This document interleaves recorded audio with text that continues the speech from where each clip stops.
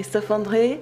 Nous sommes ravis que vous veniez à la rencontre du public bordelais chez Mola pour la sortie donc de ce dernier ouvrage « Et n'oublie pas d'être heureux », toujours chez Odile Jacob, comme plusieurs de vos titres. Je ne sais pas si c'est le cas de tous, Presque, en tout cas ceux que je possède personnellement. Et il y a une très longue liste d'ouvrages puisque Christophe André est passé du rugby en somme à l'écriture, a cessé de marquer des essais pour en écrire. Enfin, ce n'est pas de moi, je l'ai trouvé à votre propos.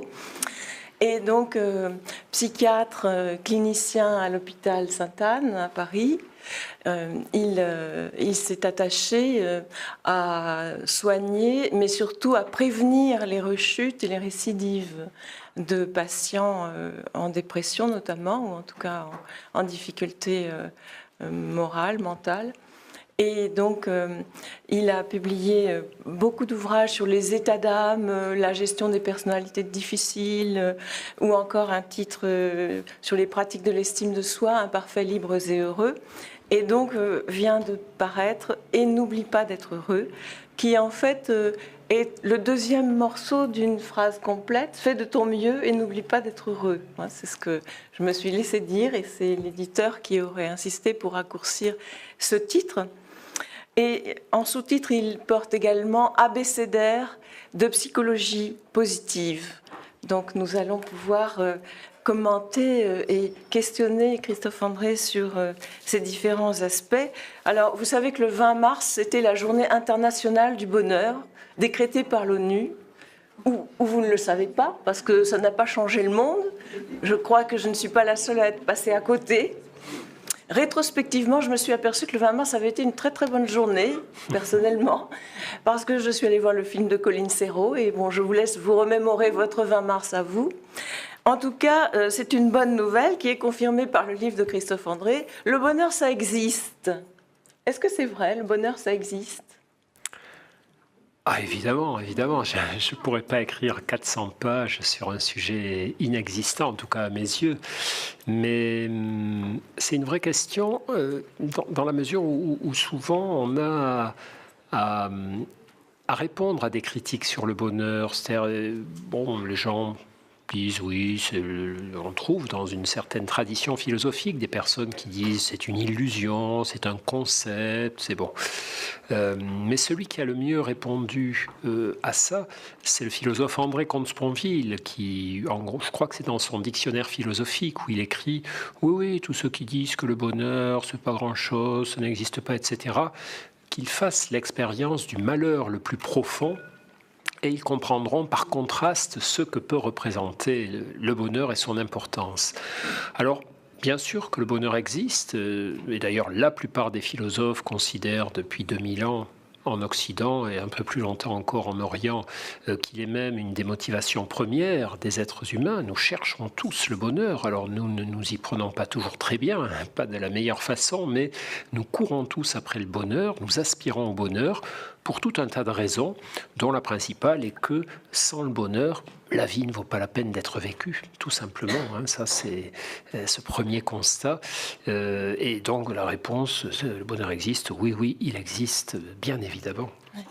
Et pourtant, vous avez un développement sur Freud qui vous a beaucoup marqué dans votre parcours universitaire et même scolaire, et qui a déterminé, dites-vous en tout cas, votre vocation de vous orienter vers la médecine et la psychiatrie.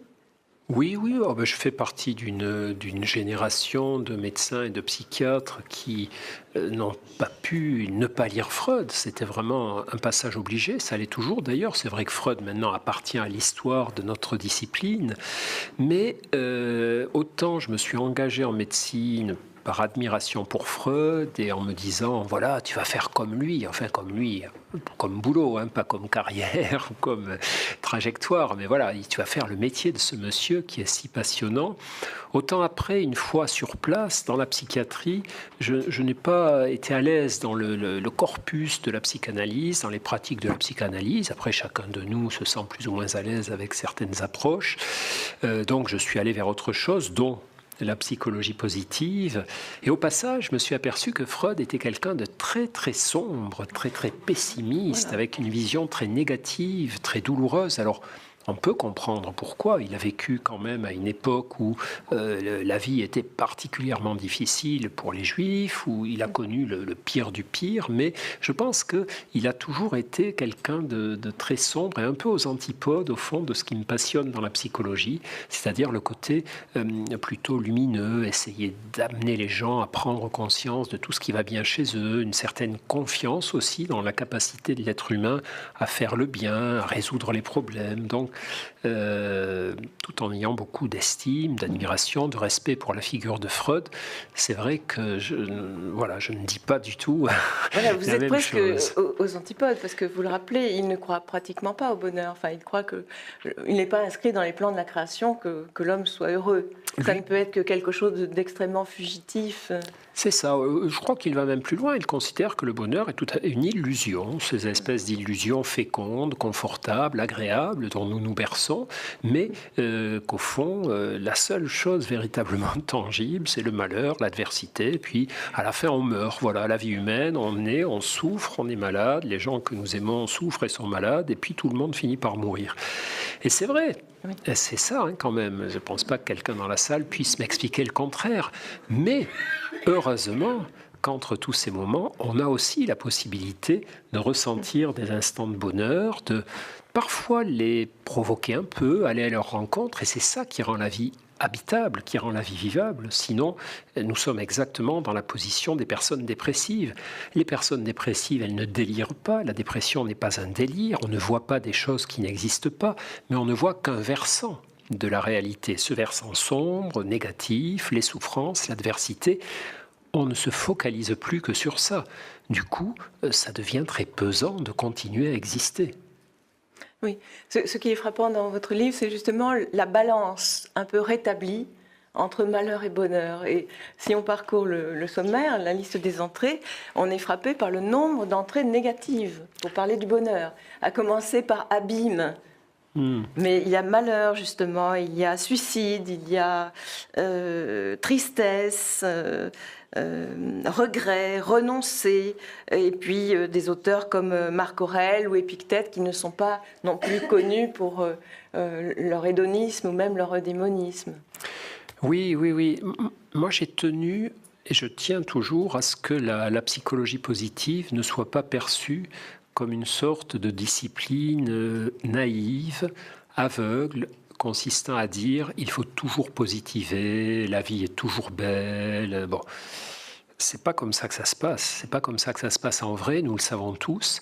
Et le rôle du bonheur n'est pas de gommer, d'écraser devant lui comme une sorte de rouleau compresseur qui aplatirait la vie au fur et à mesure qu'il avancerait.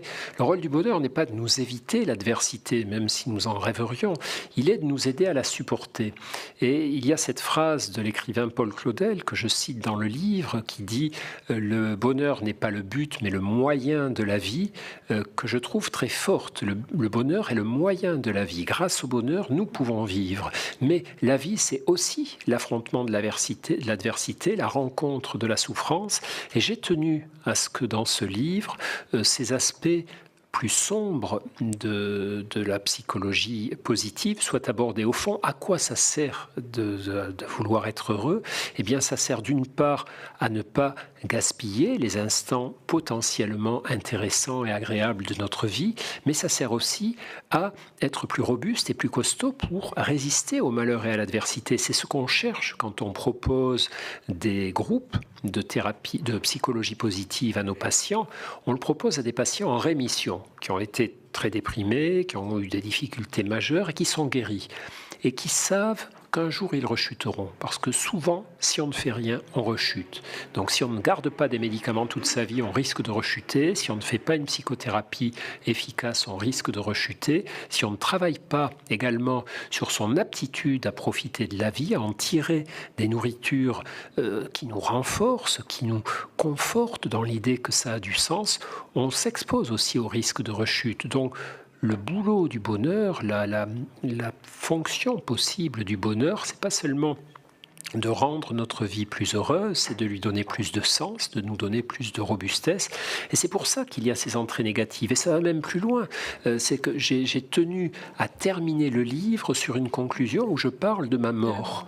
Et donc, quand mon éditrice Odile a vu ça, elle m'a dit Christophe, pour un traité de psychologie positive, quand même, c'est un peu bizarre, quoi. Je dis non, mais Odile, d'abord, c'est comme ça que je vois les choses, et surtout, je suis sûr que les lecteurs seront sensibles aussi à ça. Ils vont ouvrir un livre de psychologie positive qui ne leur donne pas pour injonction d'être toujours heureux, toujours content, de tenter d'oublier ce qui ne va pas, mais qui leur apprend à le regarder en face à la lumière du bonheur. C'est ça, il n'y a pas de lumière sans ombre, hein. C'est ce qui donne le relief. Vous citez d'ailleurs Victor Hugo, hein, qui est un maître de ces jeux d'ombre et de lumière.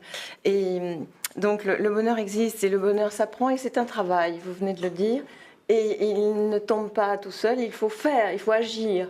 Donc d'où l'expression d'abécédaire. Oui, alors l'abécédaire, j'ai tenu à ce qu'on appelle ça, enfin j'ai voulu faire un livre qui soit une énumération de concepts, d'exemples, d'exercices, placés en ordre alphabétique, d'une part parce que j'avais jamais fait. Alors quand on écrit des livres, il faut quand même continuer à avoir du plaisir à les écrire, ne pas s'ennuyer. Et donc j'avais jamais fait ça, donc ça m'amusait beaucoup d'adopter cette forme pour exprimer mes idées. Et puis ensuite parce que je pense que le bonheur se présente dans nos vies en désordre. C'est pas quelque chose on peut pas faire un plan de carrière de son bonheur. Il y a bien sûr, comme vous le disiez, des bonheurs qu'on va rechercher, qu'on va tenter, sinon de planifier, du moins de permettre. Il y a des attitudes mentales qui nous rendent plus disponibles au bonheur. Il y a bien sûr des bonheurs qui nous tombent du ciel. Il y a des bonheurs qui arrivent dans nos vies sans qu'on les ait cherchés, mérités, voulus. Et voilà, ils font irruption et c'est tant mieux, c'est merveilleux. Mais pour autant, je pense que pour la plupart d'entre nous, alors il y a effectivement les surdoués du bonheur. On pourra parler de ce profil d'humain qui est assez fascinant, que j'aime beaucoup. Vous dites que vous n'en faites pas partie. Non, moi j'en fais pas du tout partie des surdoués du bonheur. Moi je suis un tâcheron du bonheur, je suis un bosseur du bonheur. Et j'étais pas très doué au départ, puis bon, je suis devenu un élève correct, quoi, un élève moyen et acceptable. J'ai pu passer en classe supérieure jusqu'à présent. Mais il y a des surdoués du bonheur, effectivement, qui sont délicieux à observer. Mon beau-père en fait partie, il habite aux Pays-Bas, à Inoa, et moi j'ai des tonnes d'histoires à son sujet où je l'ai vu fonctionner, traverser des histoires qui, moi, m'auraient mis dans tous mes états, avec une espèce de capacité à en tirer les conclusions les plus intéressantes, pas à nier le problème, mais voilà. Et l'idée, au fond, des efforts, c'est la chose suivante, c'est de dire que si nous attendons que le bonheur nous arrive, eh bien, il arrivera, mais de temps en temps, et peut-être même qu'il arrivera rarement si notre cerveau n'est pas très affûté pour le repérer dans notre existence. Et donc, l'idée de la psychologie positive, c'est que pour ceux et celles que ça intéresse, tout le monde n'est pas obligé de s'intéresser au bonheur. Certains auteurs, certaines personnes parlent de dictature du bonheur, mais il y a d'autres buts dans la vie que le bonheur. On peut s'intéresser à d'autres choses que le bonheur. Lorsque ça nous intéresse, eh bien, il y a un certain nombre d'efforts qui vont augmenter nos chances de nous sentir plus souvent heureux. Plus souvent, pas tout le temps. Le bonheur permanent, constant, ça n'existe pas, en tout cas pas ici-bas. Ce sera peut-être pour plus tard, quand nous serons tous morts au paradis, si nous nous y retrouvons, là on aura éventuellement un bonheur parfait et éternel. Pour l'instant, nous avons la possibilité de ressentir des petits bouts de bonheur, des petits moments de bonheur, et c'est déjà super, et surtout si nous arrivons à, chaque jour, ouvrir nos yeux, notre esprit, notre cœur, à toutes les propositions de bonheur qui croisent notre chemin. Sur cette accusation, ou peut-être risque d'accusation de dictature du bonheur, vous avez pris soin quand même de prévoir une entrée droit au malheur. Oui, oui, oui. Oui, C'est compliqué. Ce sujet du bonheur, vous savez, c'est un beau sujet, évidemment, mais c'est un sujet qu'il est devenu de bon ton de critiquer. Alors, ce qui est étrange quand on regarde l'histoire du bonheur, j'aime bien voir comment ça a évolué dans l'histoire. L'histoire du bonheur, enfin, je ne parle que de l'Occident, hein. Elle commence en Occident, donc dans l'Antiquité, avec la philosophie grecque, qui se donne pour objectif notamment d'apprendre aux humains à être plus heureux, à être des meilleurs citoyens, à être des humains régulant mieux leurs émotions, etc. Et donc c'est très chic. À l'époque de l'Antiquité, les empereurs font de la philosophie stoïcienne ou épicurienne, les intellectuels, enfin, c'est vraiment quelque chose de très valorisé, la recherche du bonheur. Puis le christianisme arrive et balaye un peu tout ça en remplaçant la quête du bonheur par la quête du salut. Et le christianisme, au fond, délivre comme message ne cherchez pas trop vos petits bonheurs labiles, ridicules, limités ici-bas. Occupez-vous plutôt de mériter le grand bonheur parfait et éternel dans l'au-delà en étant des bons chrétiens, etc. Donc, le concept de bonheur passe un petit peu au second plan. Il revient de manière spectaculaire au premier plan des préoccupations des Européens au XVIIIe siècle, avec les révolutions françaises et américaines, qui inscrivent le bonheur dans leur constitution. Aux États-Unis d'Amérique, la première constitution déclare qu'il y a 3 droits inaliénables pour l'être humain: le droit à la vie, le droit à la liberté et le droit non pas au bonheur, il n'y a pas de droit au bonheur, mais le droit à la poursuite du bonheur. Autrement dit, le boulot des démocraties n'est pas de faire le bonheur des citoyens, ça c'est les dictatures qui font ça, mais de créer les conditions sociales pour que les citoyens puissent se rendre eux-mêmes heureux, de créer des conditions d'égalité, de justice, de libre accès à l'éducation, aux soins. Et avec ça, on va se débrouiller. On est grand, on n'a pas besoin que les autres pensent ce que doit être notre bonheur. On a juste besoin d'avoir des sociétés qui nous permettent de nous poser la question du bonheur. Et ce XVIIIe siècle, il est fascinant parce qu'il est le siècle, au fond, de la démocratisation du bonheur. Avant lui, le bonheur était réservé aux élites et les pauvres, les esclaves, les illettrés, on ne s'occupait pas du tout de se demander s'ils avaient le droit ou non à être heureux. À partir de la Révolution française et de la Révolution américaine, on considère que tout citoyen a droit à se rapprocher du bonheur, a droit à sentir le goût du bonheur. Et là, à ce moment-là, les élites commencent à critiquer le bonheur. Les élites commencent, comme on a Flaubert par exemple au XIXe siècle, qui assassine un peu le bonheur en disant « Oh, être heureux, pour être heureux, c'est simple, il faut être bête, égoïste et en bonne santé. » Voilà, si vous avez ces 3 trucs, vous êtes heureux. Donc voilà, moi je m'inscris un peu contre cette tradition de dénigrement du bonheur, ne serait-ce que parce que je suis médecin, psychiatre, et que je vois bien que l'absence de bonheur est quelque chose de très fragilisant, de très douloureux pour tous les humains et de très fragilisant pour nos patients. Et donc, avec ce mot abécédaire, vous êtes à la fois très modeste et très ambitieux, je dirais. Modeste parce que ce n'est ni une encyclopédie ni un dictionnaire, mais ambitieux parce qu'il y a une idée de pédagogie derrière. Le bonheur, ça s'apprend en somme. Oui, moi j'aime bien le mot abécédaire. C'est un mot désuet, hein. Je crois que ça n'existe plus, des abécédaires pour apprendre aux enfants à lire. Et je pense même ne pas avoir connu moi-même d'abécédaire quand j'étais à l'école primaire. Parce qu'on a abandonné ou presque la méthode purement syllabique. Voilà. Mais souvent, quand je chine chez les bouquinistes et que je tombe sur des vieux abécédaires, ces méthodes par lesquelles on apprenait aux enfants à lire, au temps de l'école communale, sous la Troisième République, avant la Deuxième Guerre mondiale, etc. Donc on voit qu'est-ce que c'est qu'un abécédaire. On apprend aux enfants à reconnaître les lettres, puis à les assembler assembler pour faire des syllabes, à les assembler pour faire des mots. C'est une méthode d'apprentissage de la lecture. Et j'ai voulu appeler mon livre abécédaire et non pas dictionnaire, parce que ça n'est pas un dictionnaire en réalité, c'est pas juste une recension des concepts du bonheur, puisque, comme on le disait, il y a aussi des conseils, des exercices, des petites anecdotes, etc.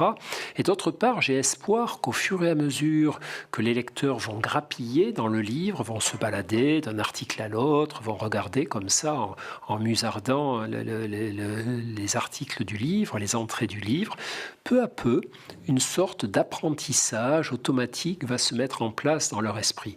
En tout cas, c'est mon rêve qu'il en soit ainsi avec mes lectrices et mes lecteurs. Oui, il y a énormément effectivement, d'invitations à musarder à la lecture.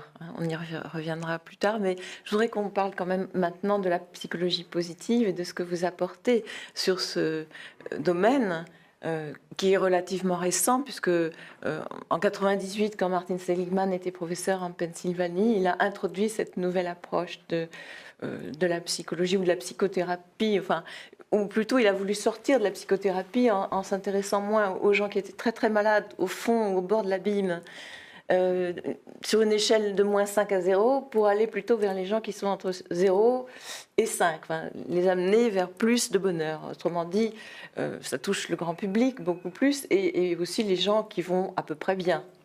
Oui, oui, oui. Et Martin Seligman, donc, c'est un des fondateurs de la discipline, hein, cette discipline qu'est la psychologie positive, donc l'étude des moyens d'aider les personnes à développer leurs aptitudes, à mettre du bonheur, à mettre du sens dans leur vie. Donc, voilà, c'est une construction de nos capacités à aller bien. Et Seligman, son histoire est très intéressante, elle est emblématique au fond de ce chemin que presque la majorité d'entre nous qui aimons et qui travaillons dans la psychologie positive avons parcouru. Seligman, il vient effectivement de ce qu'on appelle la psychopathologie. C'est un des meilleurs chercheurs mondiaux sur la dépression, sur certains mécanismes de la dépression, notamment liés à des échecs répétés, à des sentiments d'impuissance, à agir répétés. Et puis, donc, il avait eu des tas de prix scientifiques, il était très très connu. Et puis, alors, c'est comme ça qu'il le raconte en tout cas. Je ne sais pas si c'est exactement comme ça que ça s'est passé. Il y a un jour, j'étais dans le jardin chez nous avec un de mes enfants, une de ses filles, il me semble, ou un petit garçon, je ne sais plus. Et je râlais, comme toujours. Moi, le grand spécialiste mondial de la dépression, j'étais aussi un très très gros râleur, un peu anxieux, un peu dépressif. Enfin, il avoue tout ça. Et mon fils me regarde et me dit: Papa, ça suffit. Il y en a marre.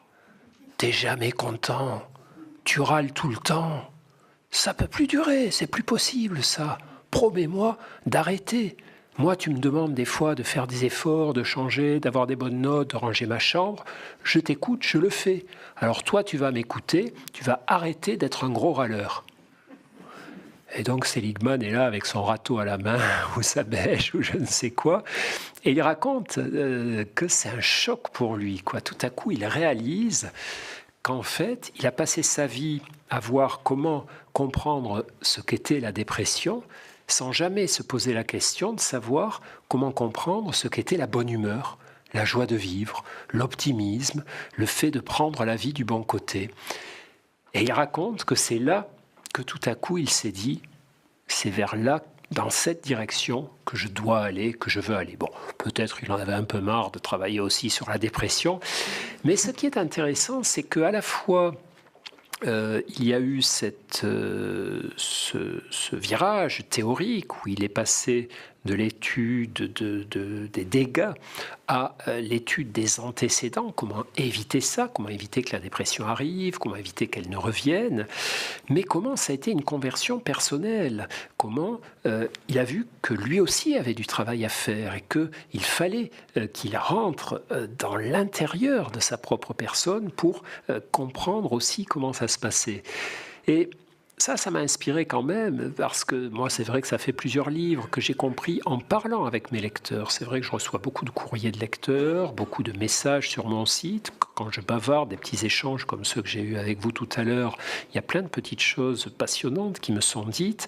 Et j'ai compris à quel point, lorsqu'on est un lecteur, c'est important de sentir que l'auteur d'un livre a mis les mains dans le cambouis, n'est pas juste un théoricien ou un donneur de leçons, mais quelqu'un qui fait aussi le boulot, qui fait aussi les efforts, qui est aussi à la bagarre avec ses propres difficultés, ses propres limites, ses propres imperfections. Ça rend les messages qu'il délivre plus convaincants. Et, plus humain, plus puissant. Et donc, Seligman, lui aussi, a fait cette remarque, a suivi ce trajet. Et voilà, je voulais en venir à ça, c'est que dans ce bouquin, je raconte parfois les efforts que je fais, plus ou moins fructueux d'ailleurs. Hein. Il y a parfois, ça ne marche pas du tout, mon entourage me remonte les bretelles, etc. Parce que l'idée, c'est évidemment de montrer qu'il n'y a pas de... Enfin, il y a des modèles parfaits, certainement. Ces professeurs de bonheur, là, c'est surtout du bonheur dont je parlais. Eux, ça ne les intéresse pas. Ils sont heureux comme ils respirent, donc ils ne vont pas écrire des livres là-dessus. C'est les tâcherons comme moi, les mauvais élèves comme moi, qui ont besoin d'écrire un livre pour mettre leurs connaissances en forme, pour renforcer un peu ces connaissances. Et du coup, c'est pour ça que dans ce bouquin, je me mets souvent en scène, pas pour prétendre être un modèle, mais plutôt pour dire, voilà, moi, comment j'ai eu du mal, voilà comment je m'y suis pris, ou pour être un modèle concernant les efforts, pas le succès. Oui, c'est ce qui est original, c'est que on s'attend à lire un ouvrage de médecin et en fait on voit simplement épaule contre épaule un être humain qui nous accompagne, qui nous raconte ses petites mésaventures ou ses petites réussites ou ses plus grandes réussites, mais telles qu'on pourrait nous-mêmes les vivre. Par exemple, l'entrée écharpe, c'est une anecdote qui défend l'optimisme. On ne perd rien à essayer, puis on ne sait jamais, on peut retrouver l'écharpe perdue dans le train. Et effectivement, à la fin de l'anecdote, elle est retrouvée. Ah ouais. Personnellement, j'ai perdu beaucoup d'imperméables, de parapluies, de chapeaux, de gants dans le train. Je ne me souviens pas de les avoir une seule fois retrouvés, mais enfin... On peut la raconter, c'est une histoire. Elle est arrivée d'ailleurs à quelqu'un que peut-être vous connaissez, certains d'entre vous, qui s'appelle Philippe Gabillier, qui est professeur à l'école supérieure de commerce de Paris. Donc on allait, je ne sais pas trop où, je ne sais pas si c'était pas à Bordeaux ou à Nantes, enfin bref, on allait à un colloque ensemble, on s'était retrouvés dans le train, on descend, et c'était un TGV, donc il s'arrêtait à la gare où on était descendu, puis il repartait 2 minutes après. Le TGV, ça reste pas longtemps en gare. On descend l'escalier, on commence à être dans le couloir qui passe sous les voies, et il s'aperçoit qu'il a oublié son écharpe. Alors, je lui dis, écoute, fonce, vas-y, tu as peut-être le temps de la récupérer, on n'est pas très loin. Et il me donne son cartable, il part en courant chercher son écharpe. Puis il revient pas. En tout cas, il revient pas tout de suite. Je vois tous les autres voyageurs qui passent, puis plus personne. Je me dis, punaise, tu l'as renvoyé chercher son écharpe et le TGV a démarré.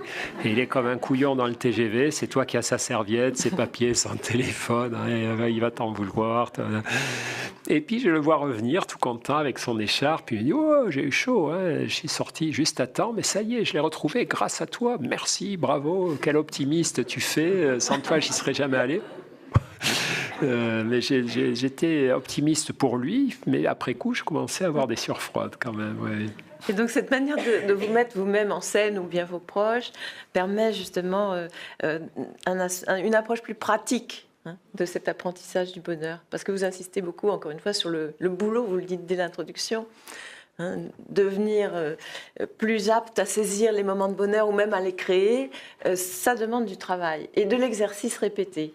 Oui, en tout cas, moi sincèrement, il faut être réaliste. C'est-à-dire, qui va lire un bouquin sur le bonheur? Mon beau-père, ça ne l'intéresse pas du tout. Il sait tout par cœur.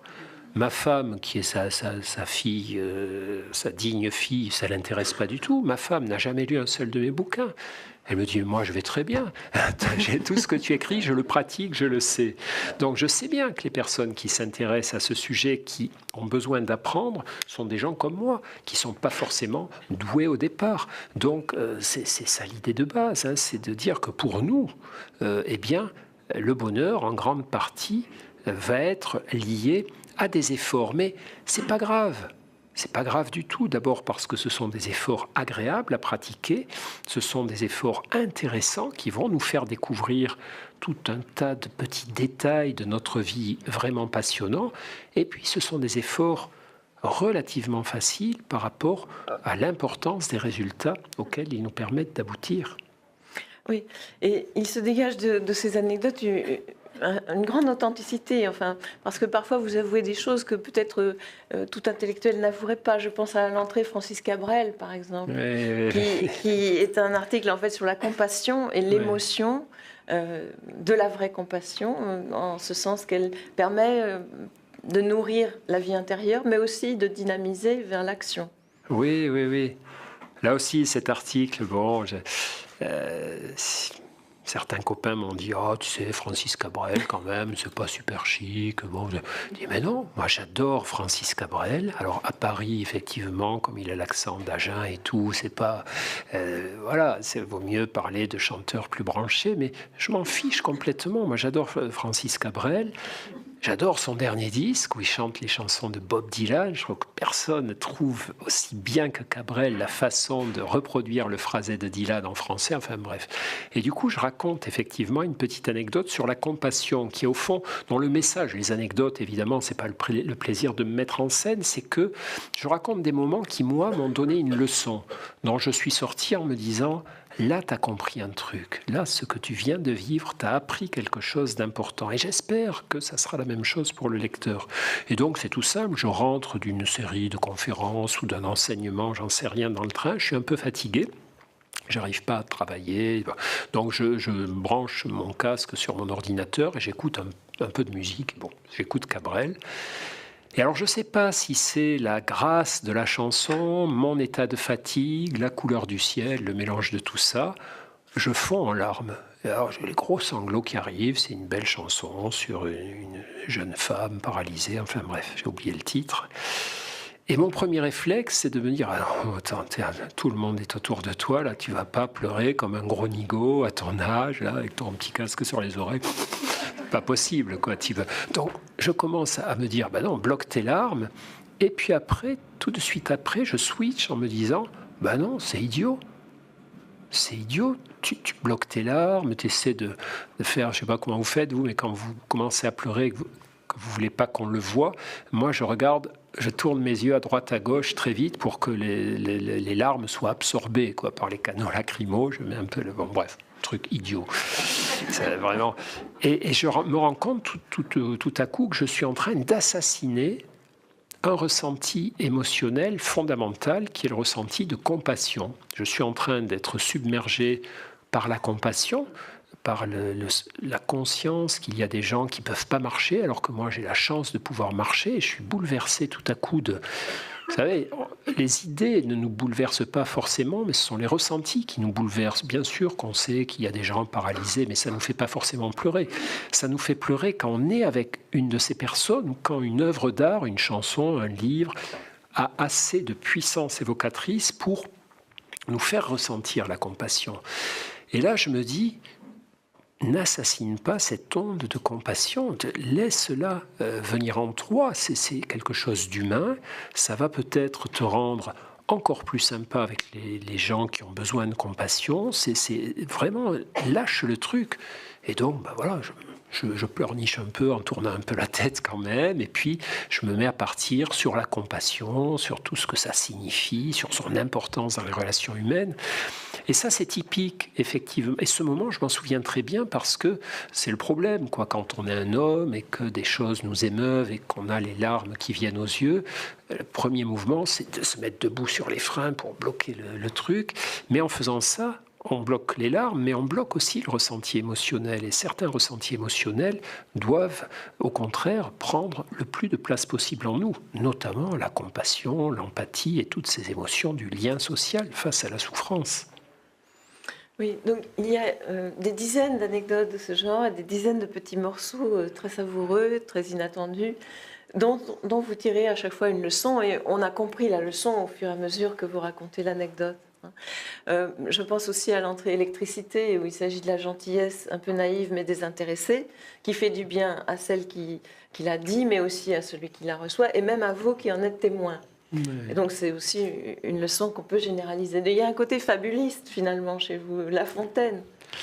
Ben, oui, j'aime bien les histoires, mais je l'ai réalisé sur le tard, au fond, qu'on pouvait faire passer des messages très forts en racontant des petites histoires. Il m'aura fallu du temps, hein, ça fait très longtemps que les conteurs, les narrateurs savent bien que les histoires sont très fortes et pédagogiques, mais du coup, j'ai pris goût à ça, mais aussi pour une raison simple, c'est parce que je me suis aperçu que en regardant des petites scénettes, en regardant vivre les gens, ça m'apportait beaucoup plus pratiquement qu'en essayant de faire marcher mon cerveau. Finalement, j'ai appris beaucoup plus sur la compassion ou sur la bonté ou sur la gentillesse en regardant autour de moi les gens être dans la compassion ou ne pas y être qu'en étudiant le concept. En tout cas, j'ai appris des choses qui étaient aussi importantes que l'aspect conceptuel.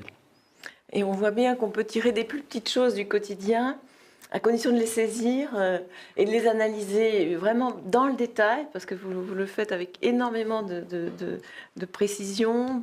Par exemple, le recueillement aussi, hein, qui est aussi très personnel, puisque vous êtes sur la tombe de votre père, mais vous analysez seconde par seconde presque ce qui se passe.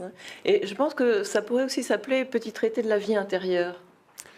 Oui, c'était déjà pris par Frédéric Lenoir, très bon livre, mais ça aurait pu s'appeler comme ça. En tout cas, c'est un traité de psychologie positive qui est très éclairé également par mon travail sur la méditation. C'est-à-dire qu'un de mes credos est que nous devons faire beaucoup d'efforts pour nous rendre présents à nos existences, ouvrir les yeux sur ce qui se passe, alors que nous vivons dans un monde où nous sommes très souvent aspirés par l'instant d'après, retenus par l'instant d'avant. Nous sommes très souvent dans des jugements, des concepts, et pas assez dans la simplicité de la présence à ce qui est là. Et si nous ne sommes pas présents, chaque seconde de notre vie, en tout cas au plus grand nombre d'entre elles, eh bien nous allons passer à côté de tout un tas de choses capitales. Alors, bien sûr que ça ne veut pas dire qu'il est possible de traverser la vie sans jamais anticiper, sans jamais regarder derrière soi. C'est bien aussi de faire ça, c'est important à certains moments d'anticiper ou de ressonger au passé, mais nos existences telles qu'elles sont devenues aujourd'hui sont justement des existences qui nous arrachent sans arrêt à la saveur de l'instant présent pour nous propulser sans arrêt ailleurs, dans nos écrans, nos distractions, les informations, les choses à faire, les regrets à avoir. Et dans ces moments-là, nous ne sommes plus dans la vie, nous ne sommes plus dans le réel, nous sommes dans du virtuel. Et c'est un rééquilibrage que j'invite le lecteur. Je ne dis pas que l'instant présent est supérieur à l'instant d'après ou à l'instant d'avant. Ils ont tous les trois leur fonction. Je dis simplement que l'instant présent est cette sorte d'instant qui est la plus menacée. Et il faut protéger ce qui est faible, il faut protéger ce qui est menacé. Et dans nos cultures, ce qui est menacé, c'est notre aptitude à vivre le présent. Pas notre aptitude à anticiper ou à réfléchir à des choses qui ne sont pas là. C'est l'aptitude, quand je suis avec quelqu'un, à vraiment l'écouter et pas à l'écouter en pensant à autre chose. C'est l'aptitude, quand je mange mon repas, à être dans la saveur des aliments et pas manger en regardant la télé. C'est l'aptitude, quand je lis un bouquin, à vraiment lire le livre et à pas lire avec de la musique en bruit de fond ou en répondant à mon téléphone dès qu'il sonne et toutes ces choses-là. C'est ce que la psychologie positive appelle l'engagement. L'engagement à la tâche qu'on est en train de faire. C'est la présence, effectivement, qu'on peut appeler engagement, à l'activité en cours. Et la qualité. Alors, ce qui est intéressant, c'est qu'on a plusieurs études montrant que plus je suis présent à ce que je fais, plus j'ai de chances d'être heureux. La dispersion mentale, le fait d'être sans arrêt en train de faire plusieurs choses en même temps ou d'interrompre ce que je fais pour répondre à des sollicitations, un SMS, un mail, un coup de téléphone, etc.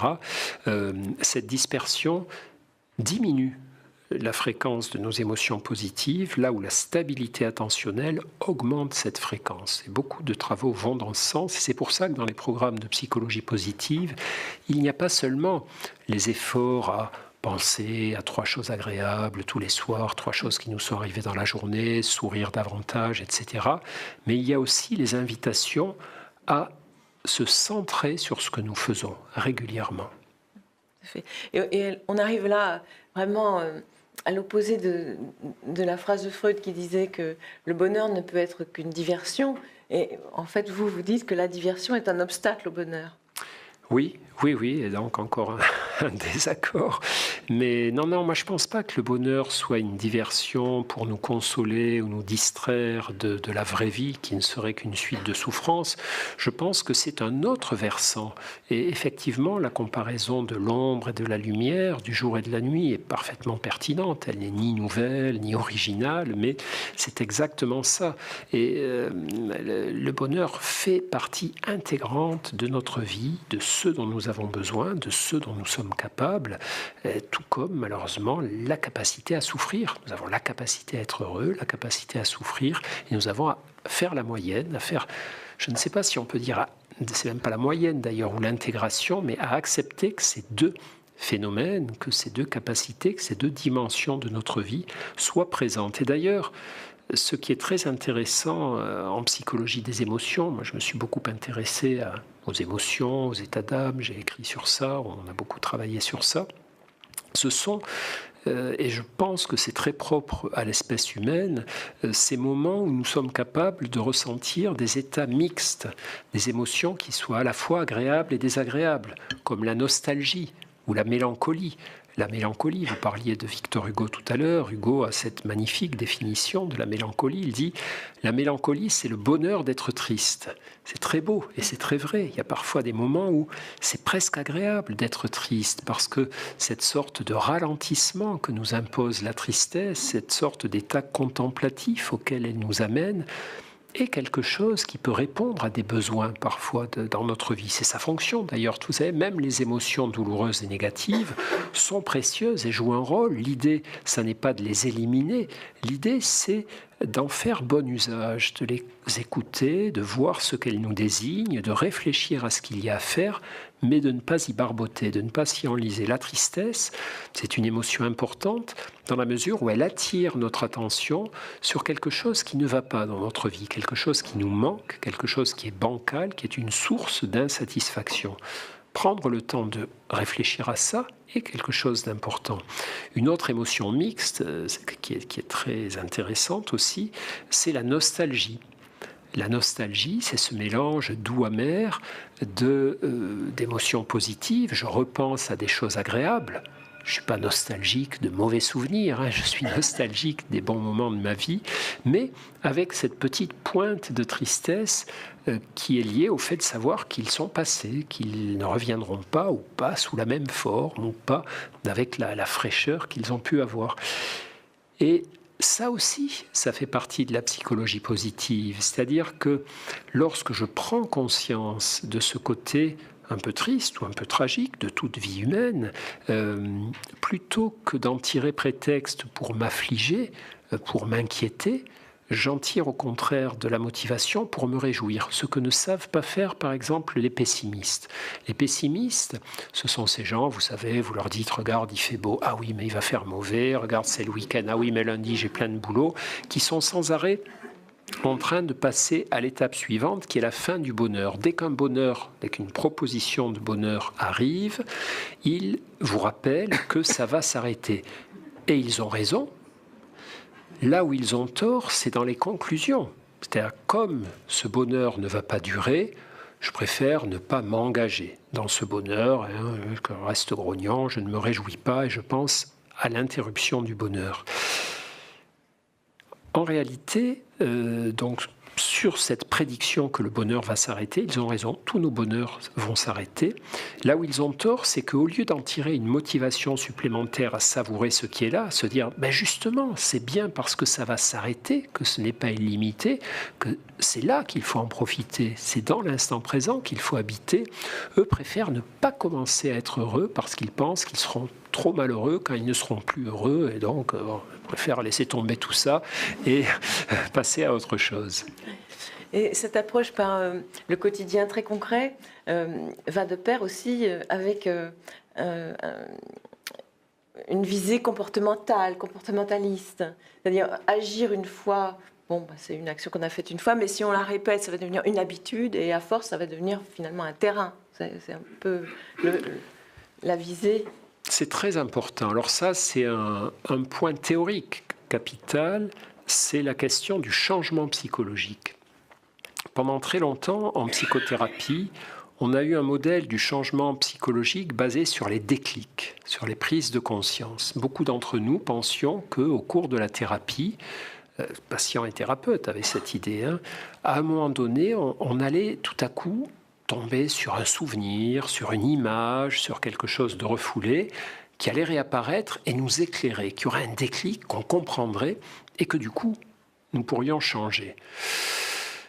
Ça marche très bien dans les films hollywoodiens ou dans les films de Hitchcock où on voit le héros, tout à coup, il se passe quelque chose, il y a le souvenir refoulé qui fait surface à son esprit, il y a plein de violons qui arrivent, des larmes coulent et tout va changer. En thérapie, on voit très rarement ça. En thérapie, en général, ce qu'on voit, c'est qu'il faut faire des efforts une fois, 2 fois, 3 fois, et que le changement est un apprentissage comme les autres. Ça n'est pas en jouant une fois au tennis, une fois du piano, en parlant une fois russe, une fois italien, que j'aurai appris et compris ce qu'est que jouer du piano, etc.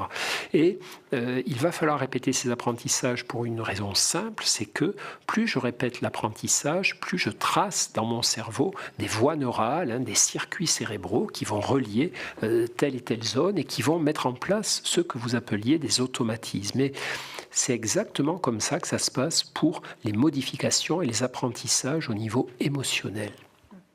Et donc l'entrée cerveau montre bien justement cette approche éclairée, documentée, qui est presque gommée, enfin volontairement gommée dans la lecture, parce que toutes les notes sont envoyées à la fin, chapitre par chapitre, ce qui n'est pas d'ailleurs si commode que ça, mais on a vraiment l'impression que le lecteur est privilégié, enfin le plaisir de lire est privilégié, avec cette mise en scène d'anecdotes, et puis dans les coulisses, avec des petits appels de notes qui sont comme des cintres, et puis dans les coulisses, c'est-à-dire à la fin du volume, on a toutes les notes qui sont des renvois scientifiques très précis, donc il y a énormément aussi d'apports scientifiques dans ce livre, mais le plaisir de lire est mis en avant.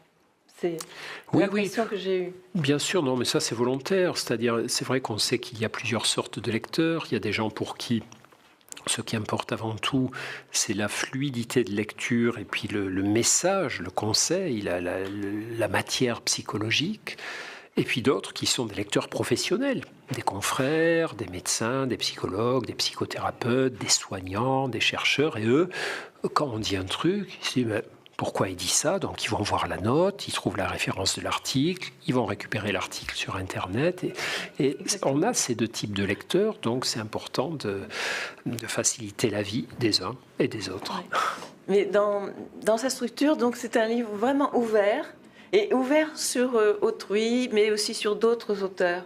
Moi, je n'ai pas arrêté de papillonner, mais aussi d'aller chercher, parce que vous renvoyez à beaucoup de poètes, Christian Bobin, mais aussi beaucoup de romanciers. Vous citez même Houellebecq, c'est dire. Le temps nous manque pour continuer ce dialogue, mais je voudrais remercier au nom de nous tous ici, qui sommes vivants et co-présents pour vivre ce moment. Remercier infiniment Christophe André. Merci et à vous inviter aussi à une bonne lecture. Merci beaucoup.